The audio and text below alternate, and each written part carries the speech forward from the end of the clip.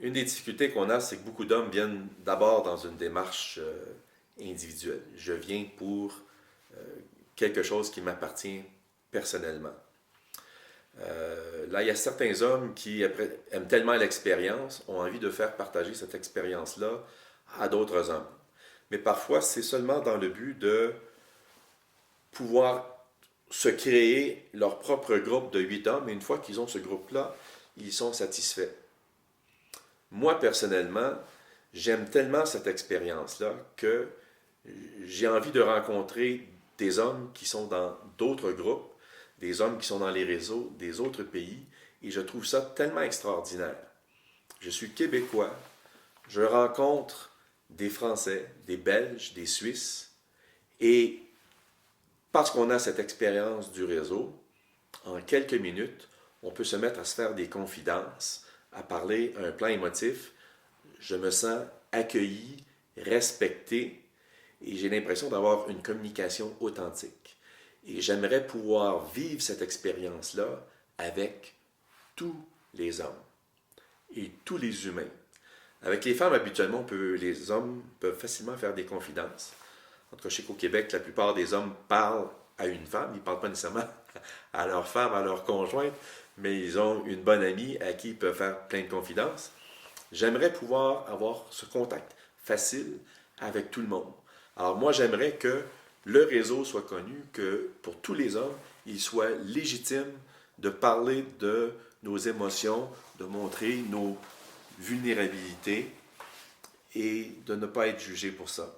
Alors, j'aimerais que dans les réseaux, on ait des bénévoles qui ne pensent pas seulement à leurs petits besoins à eux, mais des hommes qui ont envie de transformer le monde.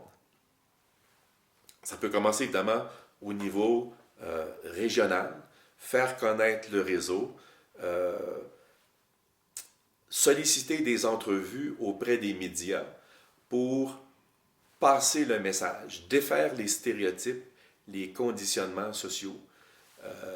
Oui, les hommes ont des émotions, elles sont légitimes, et c'est pas parce qu'un homme a des émotions qu'il est moins homme.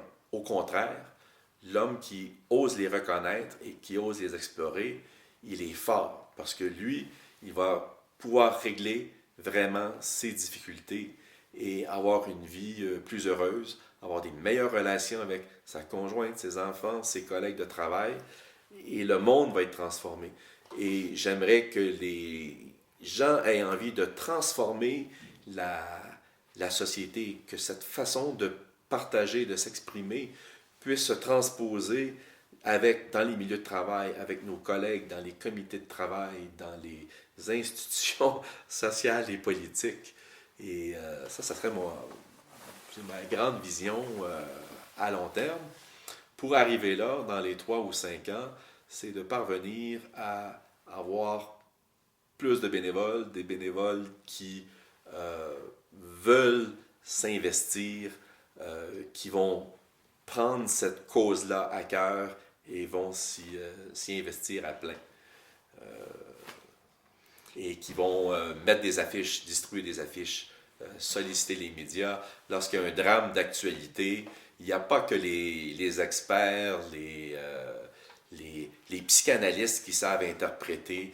Laissez tomber les psychanalystes. Allez chercher un homme ordinaire qui est capable de nous expliquer simplement comment on peut se sentir triste lorsqu'on perd ses enfants, lorsqu'on perd sa conjointe, et qu'on a besoin de soutien pour passer à travers des moments comme ça. Ça n'a pas besoin de grandes théories compliquées pour comprendre ces choses-là.